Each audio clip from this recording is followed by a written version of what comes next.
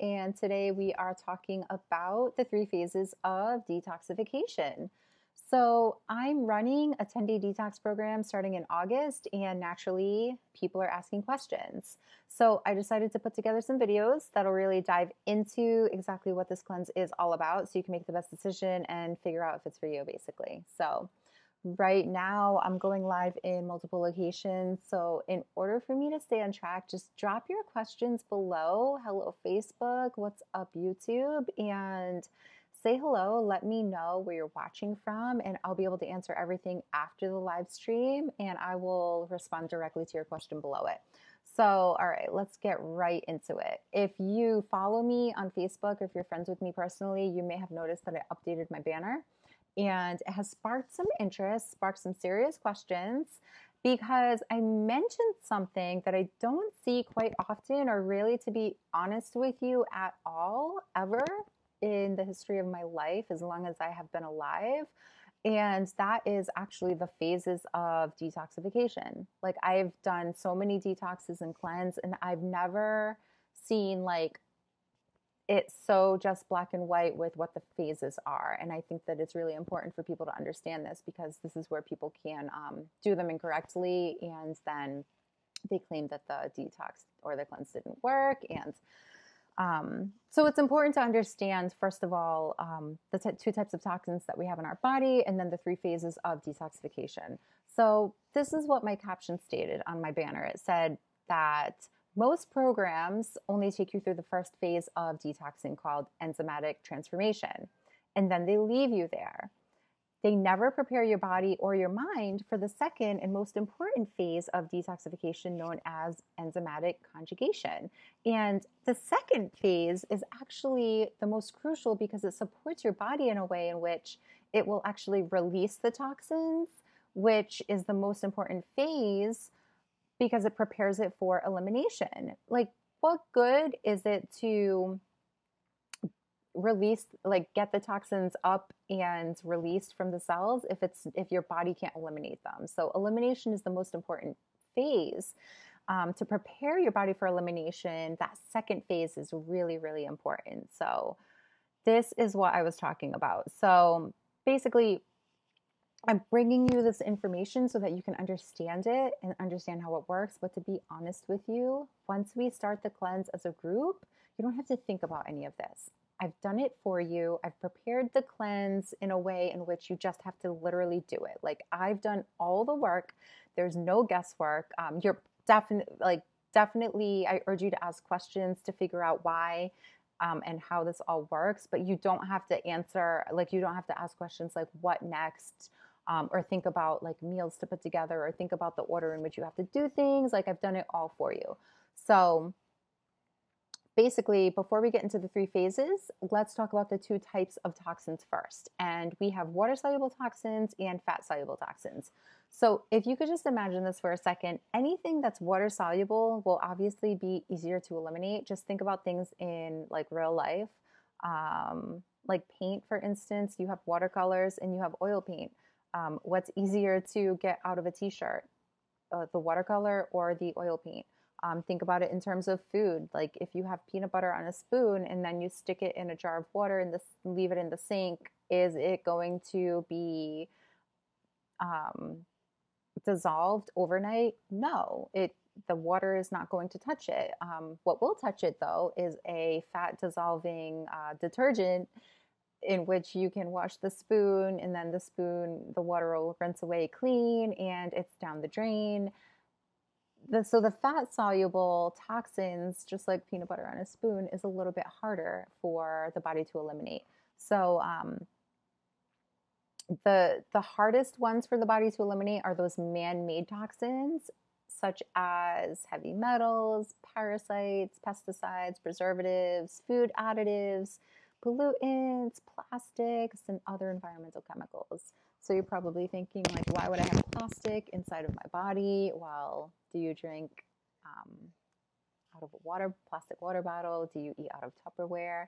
Do you buy any food that comes in a plastic bag? Do you use a Ziploc bag? Like, there's so many areas in which we are consuming, breathing, things are getting penetrated through our skin, these toxins, and we really can't, unless you're extremely intentional and conscious about it, you can't really avoid them. And I mean, unless you've transitioned everything to glass and metal, I mean, it's still really, really hard to 100% eliminate it, especially in the world in which we live right now. So, the process of detoxification for a fat soluble toxin is to convert it into a more manageable water soluble toxin so that it can be properly eliminated from the body. And this is why phase 2 of detoxing is so important, because if the chemical reaction doesn't prepare the body for elimination, you can wind up doing more damage to the body. And I will explain why. So let's start with phase 1. Phase 1 is neutralize. In this phase, enzymatic reactions take place by a special type of enzyme called cytochrome P450s. The liver uses these enzymes and oxygen to convert these toxins to more water-soluble versions with a process called oxidation, which I think we've all heard of.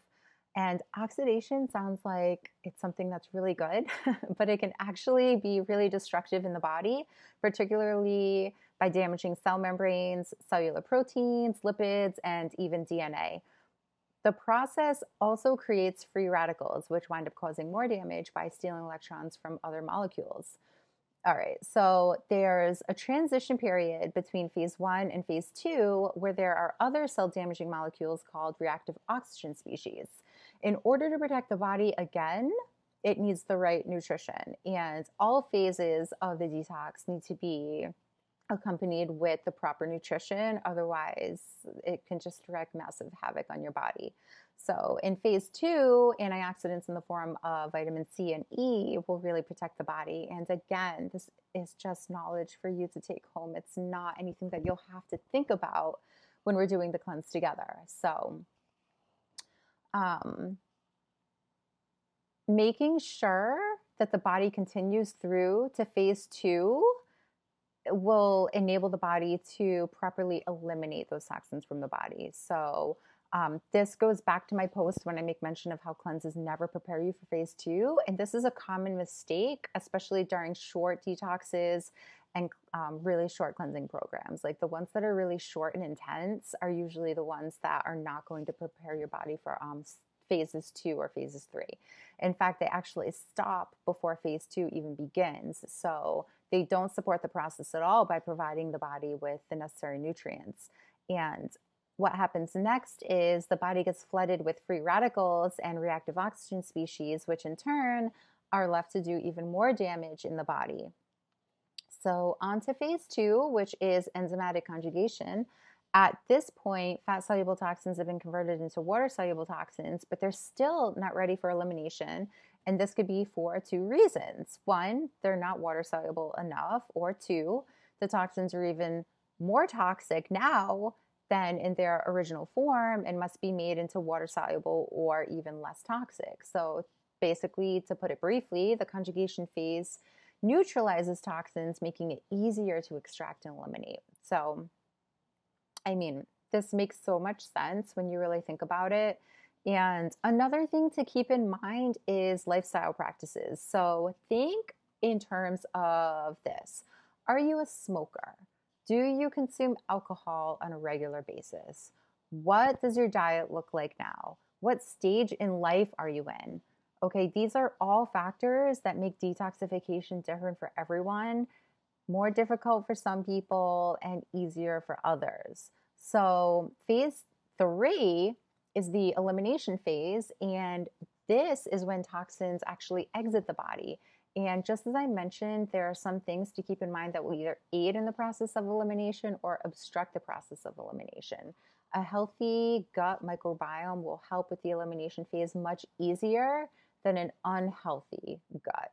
So just more things to keep in mind, like does your diet look like right now? How is your digestive tract? How are you digesting food? Do you suffer from any intestinal conditions like Crohn's, colitis, IBS, anything that you can think of that might be hindering your digestion right now might make it a little bit harder for your body to naturally push these toxins out, which is even more reason to participate in a detox or a cleanse a couple of times per year so you can basically reset the body.